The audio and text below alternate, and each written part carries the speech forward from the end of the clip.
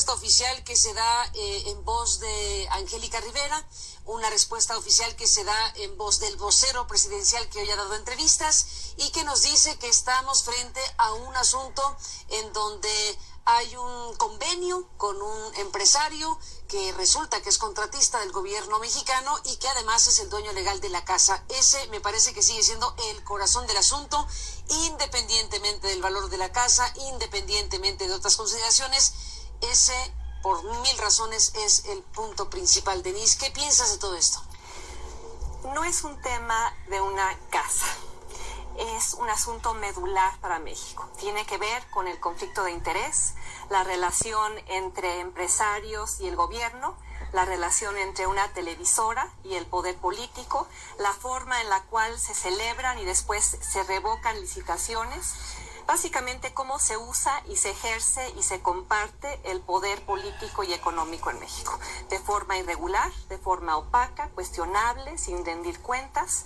Y por eso este caso ha atraído tanto el interés de la prensa internacional, Carmen, del New York Times, del Financial Times, del Economist, porque pone de relieve algo que debería ser un escándalo y que en democracias como la estadounidense ya hubiera llevado a reclamos de dimisión del presidente, hubiera llevado probablemente a un acto de impeachment por parte de la oposición. Esta es una crisis y muy grave que el gobierno de Enrique Peña Nieto ha desestimado y frente a la cual ha respondido torpemente.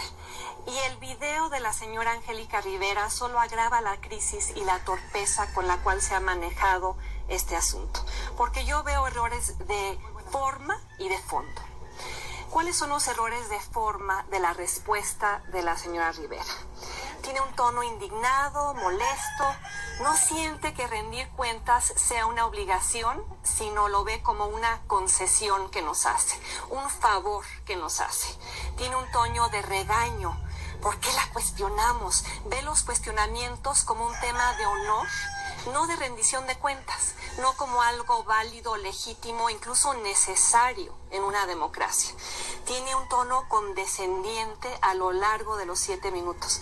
No tengo por qué compartir esta información, pero lo haré no porque es algo necesario para la democracia, sino para defender la integridad de su familia.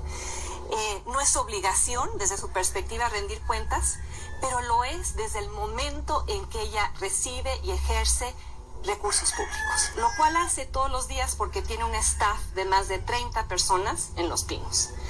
Da órdenes, pide plazas, interviene en la política pública, no es una ciudadana cualquiera. Es la esposa del presidente y su vida patrimonial desde ese momento deja de ser privada. Y esto, por la forma en la que responde, ha llevado a un furor en las redes sociales, precisamente por el tono con el cual ella le comunica esta información a la ciudadanía que tiene derecho a saber. Y segundo, veo un tema de fondo muy grave. No toca el problema central, que es el conflicto de interés. Veo al señor Hinojosa, pues como hubiera conocido a un taquero, a un maquillista.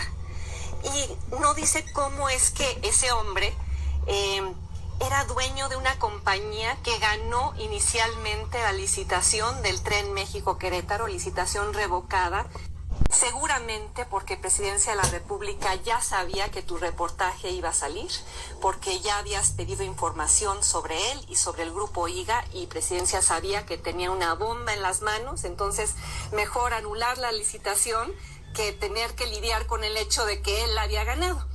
Ella no menciona ese tema, no menciona el hecho de que ese señor que pues tenía negocios inmobiliarios y con el cual platiqué pues el tema de que quería construir una casa, pues que ese hombre había recibido ganancias de más de 8,000 millones de pesos en contratos cuando Enrique Peña Nieto era gobernador del Estado de México y que había ganado la licitación después revocada.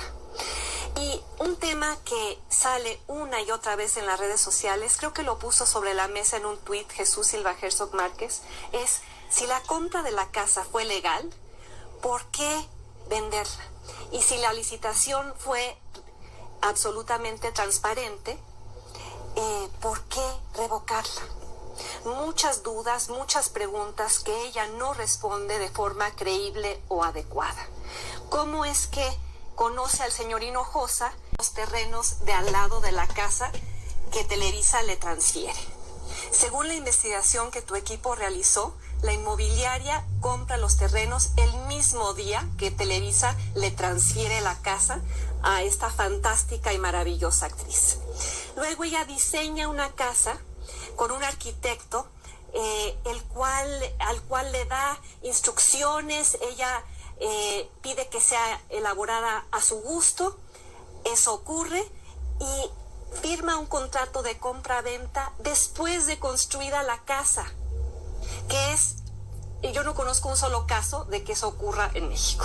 Y finalmente, con una tasa de interés de un préstamo que le da una inmobiliaria que fue constituida, pues al parecer tan solo para la elaboración de esta casa, porque no tienen una sola propiedad además de ella, le da un contrato de compraventa con una tasa de interés del 9%, cuando todos los mexicanos comunes y corrientes pagamos hipotecas con una tasa de interés del 13%.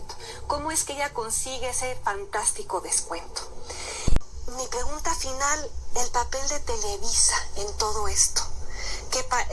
Lo que ha ocurrido parece una escena de La dictadura perfecta, la última película de Luis Estrada. Regreso al tema de el papel de Televisa en todo esto.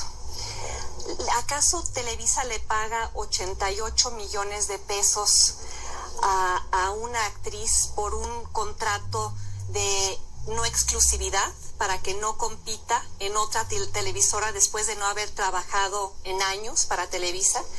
¿Televisa transfiere casas a todas sus actrices o solo a las que se casan con un presidente?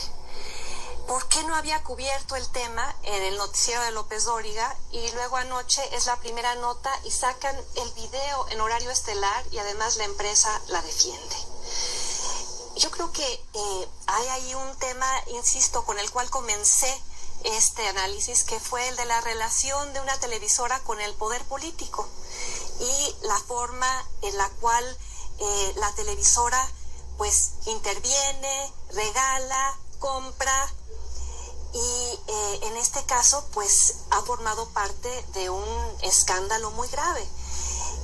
Y para concluir, ¿qué tendrían que hacer de forma distinta, Carmen? Porque probablemente esto no va a terminar aquí. Va a ser urgente un cambio de mensaje, de estilo, de forma de respuesta ante la crisis. Bueno, abre su declaración patrimonial al presidente, por ejemplo, ¿no te convence? No, porque como nos hemos enterado en esta ocasión, hay una forma de ocultar la riqueza que es vía su esposa.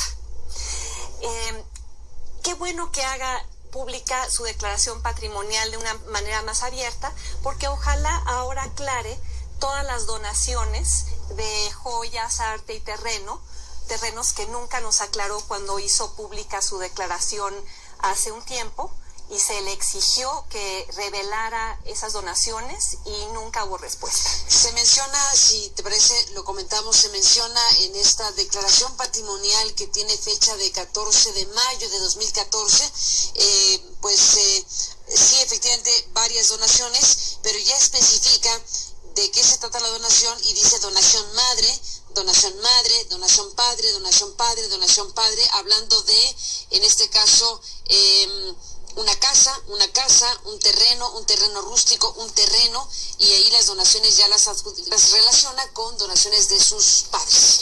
Bueno, pues a ver si en el caso de las obras de arte hay donación madre, en el caso de otras obras de arte, herencia cónyuge por 2 millones de pesos, ahí sí se habla de una donación.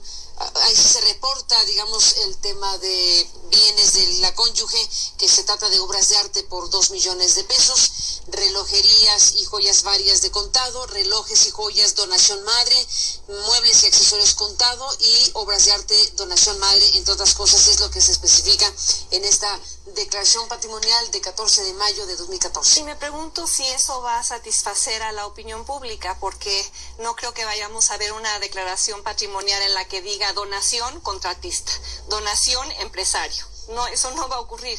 Pero ojalá el gobierno entendiera que rendir cuentas es una obligación y no una concesión. Ojalá entendiera la gravedad de este tema y la crisis de legitimidad y de credibilidad que están enfrentando.